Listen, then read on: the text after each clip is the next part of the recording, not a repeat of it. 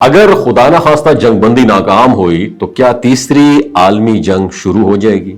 क्या आपने कभी संजीदगी से यह सोचा है कि अगर ये जंगबंदी नाकाम हुई तो आगे क्या हो सकता है? कहानी क्या है, इस वीडियो में एंड तक मेरे साथ जुड़े रहिएगा। दुनिया आज एक ऐसे मोड़ पर खड़ी है जहां एक फैसला दुनिया को अमन की तरफ भी लेके जा सकता है और तीसरी आलमी जंग की तरफ भी।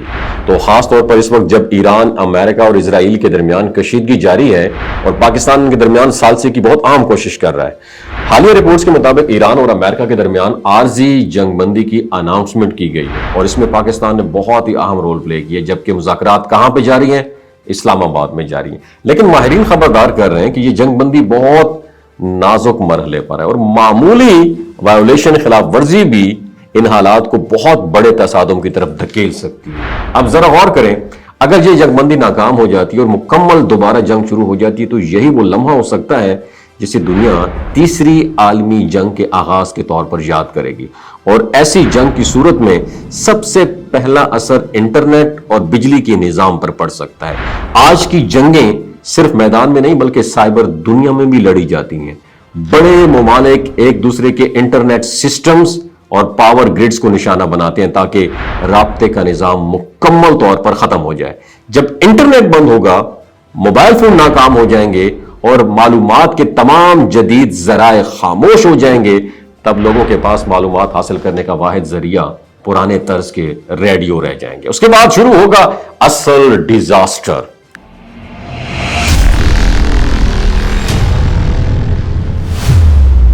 तेल के जखायर और सप्लाई लाइंस को टारगेट किया जाएगा क्योंकि तेल किसी भी मुल्क की जिंदगी की शारग होते हैं। जब तेल की सप्लाई रुकती है तो गाड़ियां रुक जाती हैं, ट्रक नहीं चलते और खुराक एक शहर से दूसरे शहर तक पहुंचना नामुमकिन हो जाता है। और यही वजह है कि मौजूदा जंग में भी आबनाए हार्मूज, स्ट्रेट ऑफ हार्मूज जैसे अहम रस्तों पर कशीदगी बढ़ने से दुनिया भर में तेल की सप्लाई मुतासर होने का खदशा जाहिर किया जा रहा है। फिर वो वक्त आता है जब बड़े शहरों में खुराक की किल्लत शुरू हो जाती है, लोग रोजगार से महरूम, मेडिसिन नायाब और बुनियादी सहूलतें खत्म होने लग जाती हैं। सोशल मीडिया से कमाने वाले लाखों अफराद एक लम्हे में बेरोजगार हो सकते हैं। लूटमार, बदअमनी और अफरा तफरी आम हो जाती है और खानदान अपने प्यारों से बिछड़ने लगते हैं। ऐसे सख्त हालात के बारे में भी दीनी रिवायात में भी खबरदार किया गया है कि फितनों के दौर में ऐसे लोग सामने आ सकते हैं जो लोगों को खुराक, दवाइयां और सहूलतें देकर अपनी तरफ अट्रैक्ट करेंगे। इसलिए अहले इल्म हमेशा नसीहत करते हैं कि सूरह काफ की तिलावत को मामूल बनाया जाए क्योंकि उसमें फितनों के जमाने में सब्र, ईमान और सादगी इख्तियार करने का सबक दिया जाता है। और सबसे अहम बात, अगर पाकिस्तान की ये कोशिशें कामयाब हो जाती हैं और ईरान, अमेरिका और इजराइल के दरमियान मुस्तकिल जंगबंदी कायम हो जाती है तो मुमकिन है दुनिया एक बहुत बड़े डिजास्टर से बच जाए। लेकिन अगर ये कोशिश नाकाम हो गई तो तारीख का पहिया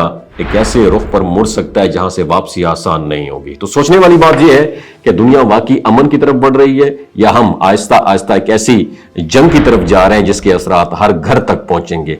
वक्त ही बताएगा, मगर समझदार वही है जो आने वाले हालात को समझकर अपनी जिंदगी में ईमान, सब्र और खुद इनसारी को मजबूत बना ले। वमा अलैना इल्लल बलागुल मुबीन। और इस वीडियो को दूसरों के साथ जरूर शेयर कीजिएगा। बहुत शुक्रिया।